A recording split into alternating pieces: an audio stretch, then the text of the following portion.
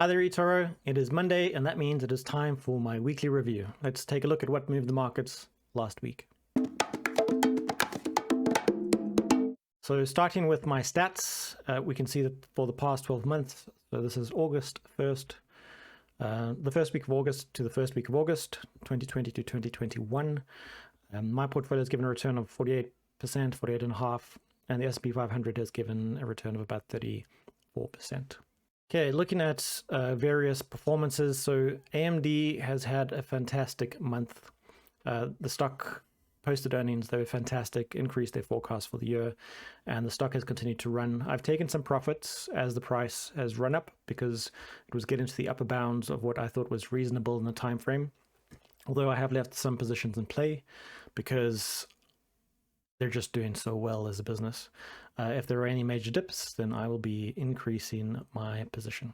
Okay, in the week that's just gone, we also saw several companies report earnings, and many of our long-held stocks delivered really good results. So ᴜᴇᴜ they beat on EPS by over 1,000%. So obviously the forecast was just completely wrong there. I did put together a longer post on eToro if you want to go have a look about the company and what they're doing and the future of the business. But not only did they grow massively recently, it looks as though they're going to continue that growth for many quarters and hopefully many years to come. We also saw SolarEdge post incredible earnings despite rising costs. So solar stocks have taken a beating through this year. The TAN ETF is down, I think it's still down 30-40% for the year. And some of that is because solar stocks had a really good run last year, but also they've been increasing costs in their supply chains, and also lockdowns affect the number of projects they can execute and the cost of those projects. But SolarEdge posted incredible earnings. It looks as though they are going to continue to grow very nicely. They're a company that's diversifying quite nicely outside of just solar. I think I did put together a post, but that was probably a couple months ago, about my case with regards to SolarEdge. Again, I took some profit because the jump was so large. I've left some positions in play, and I'll be looking to get back in on any dips. A very interesting company that I've held for a long time and that actually is quite significantly down in my portfolio is this company. And you can see it's pronounced Invitae. So Invitae provides genetic testing. They started off with a few products and have expanded rapidly. If you were to look at their balance sheet, it's very typical for a high growth company. Margins are awful. They're burning through cash. There's no profit just yet.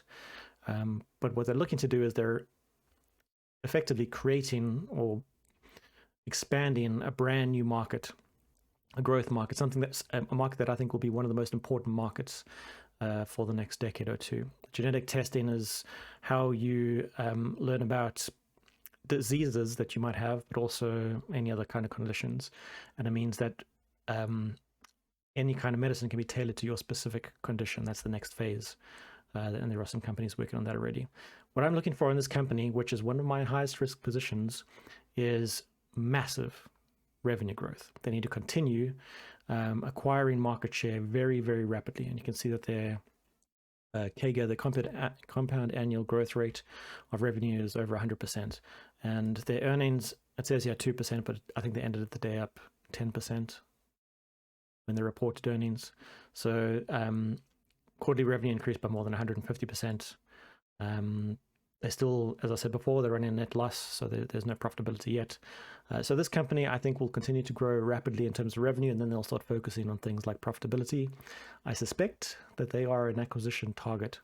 And actually, there was news, I think it was after market close on Friday, that there is another company that's looking potentially to merge with this business. I'm not sure that they will take the deal. It doesn't sound like it's a very good deal. So this is one for the long term, and that I think could be worth, if they're successful, and so far they have been very successful, this could be a multi-bagger over the next few years.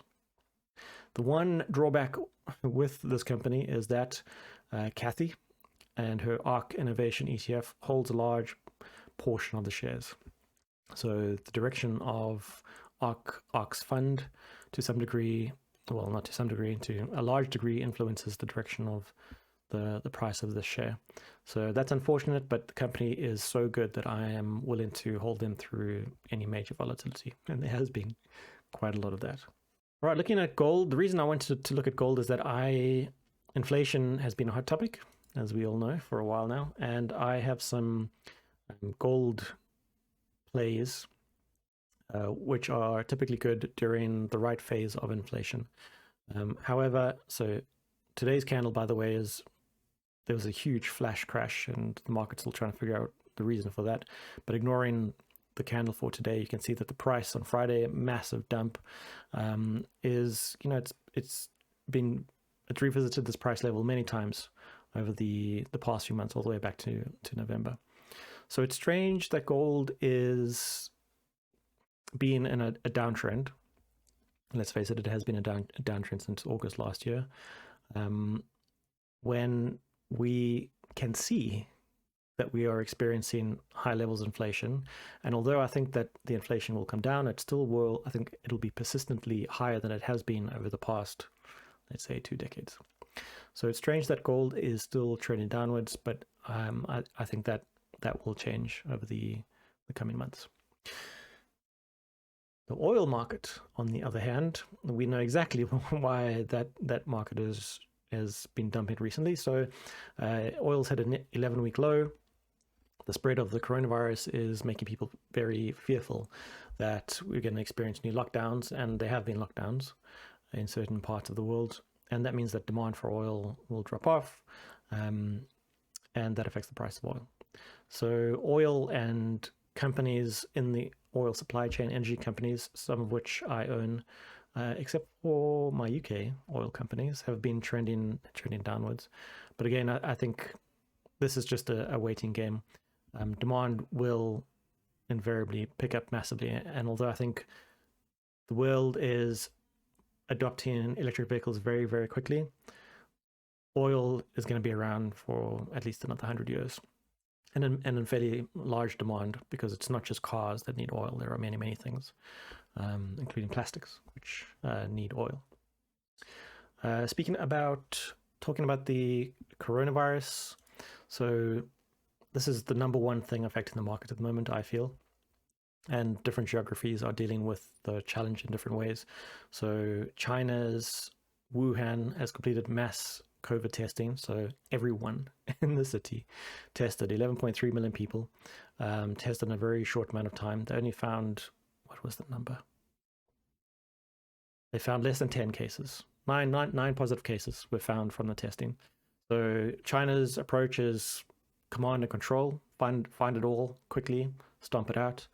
The US is slightly different. They're trying to get people to opt in for vaccinations. The UK, we are highly vaccinated, but we are seeing, and I spoke about this a few weeks ago, we're seeing a little bit of a blip. So I expected there to be one last blip of cases because our country reopened completely. I think it was 2 weeks ago now. And nightclubs have reopened, and pubs, there's no restriction on pubs, etc. So it makes sense that we would see cases, an uptick in cases. But I'm hoping that this is a short-term trend. And as you can see, deaths and patients admitted to hospital continue to drop off. In the US, cases are on the rise, but like always, the headline masks the detail, and it's actually, the problem is in the state of the lowest vaccination. So the Delta variant, we're all sick of the news by now, but it is the thing that the world is most concerned about. The people are wondering, are high levels of vaccination actually going to be the massive deterrent, the fix that we're all hoping for? So only time can tell us that. And so now it's just a waiting game. We need to ride it out. In terms of the coming week, it's that time of the month again, and we are going to get inflation data out of the US. That'll arrive on Wednesday, and this is likely to move the market. So you can see the forecasts here. There was a surprise last time around. So we'll see what happens on Wednesday. I think the market is already quite nervous because the markets have been rallying and hitting all-time highs over and over and over and over. And it feels like a pullback is likely at this point, and healthy at this point. I mean, the markets have been a little bit crazy. Not uniformly. There are definitely pockets of good value in the market still, but from a bird's eye level, the markets are hot and they need to give something back because that is the nature of the market. Okay, and finally, earnings will continue through this week, but we are approaching the tail end of earnings. So we can see, so here are some names in August and September, and then it cools off and then the next earnings season begins. So there are some companies that I am very interested to get more information about. So it's nice when they beat earnings and the price pops, and it sucks when they don't beat earnings and the price drops. But I'm much more interested in the data that we get from those earnings reports. They give you a lot of detail about what's happened in the past quarter, and they give us little hints about what's coming in the current quarter, future quarters, potentially for the full year. So one company that I am very interested in is Baidu. And like all Chinese stocks, it's been hammered and hammered and hammered and hammered. We did make a lot of money off of Baidu last year, and I think at the beginning of this year. They're a fantastic company. They're an AI powerhouse. They've had to kind of rework their business model over the past few years, and it's working.